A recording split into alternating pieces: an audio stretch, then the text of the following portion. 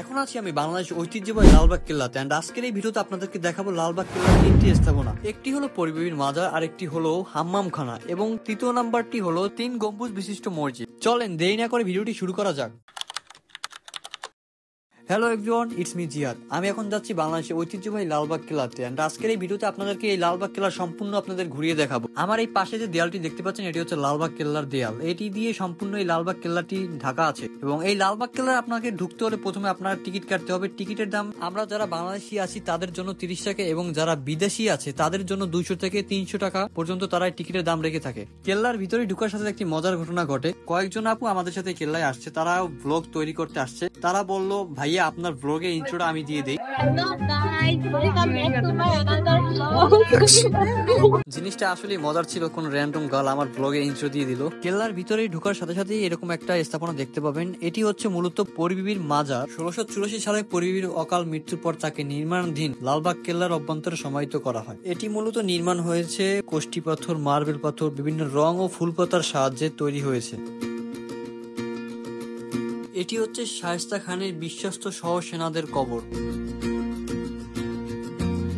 এখন যে স্থাপনাটি দেখতে পাচ্ছেন এটি হচ্ছে হাম্মামখানা এবং জাদুঘর। এই হাম্মামখানাটাকেই জাদুঘর বানিয়ে রেখেছে তারা। জাদুঘর, এই লালবাগ কেল্লার জাদুঘর এটা।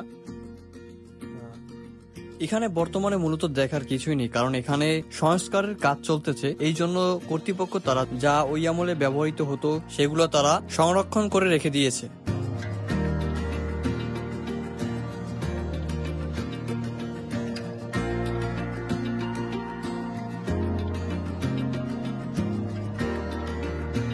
এটি হলো ওই আমলের পুকুর বা দিঘি, যাই বলুন না কেন, এই দিঘিতে কখনোই পানি থাকে না। এটির আসল রহস্য কি তা কেউই বলতে পারে না। এখন আমি যাচ্ছি এই লালবাগ কেল্লার একটি ছোট পাহাড়ের উপরে। এই ছোট পাহাড় থেকে এই লালবাগ কেল্লাটি একবার ভিন্ন রূপে দেখায়। আসলে এই পাহাড়ের উপর থেকে এক পলকে এই তিনটি স্থাপনাই একবারে দেখা যায়, যা দেখতে অসম্ভব সুন্দর লাগে।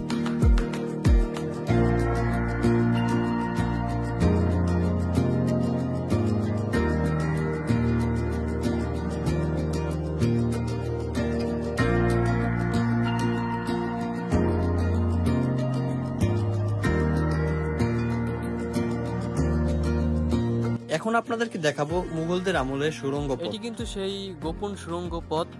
এখান থেকে তারা কি ওই আমলের আর কি এই সুড়ঙ্গ পথে এখান থেকে যাতায়াত করতে তারা। স্থানীয়দের মতে এখান থেকে জানা যায় যে এই সুড়ঙ্গ পথে কেউ প্রবেশ করলে কেউ আর ফিরে আসে না। এটা আদৌ কি বাস্তব কিনা অবাস্তব সেটা আমি জানি না।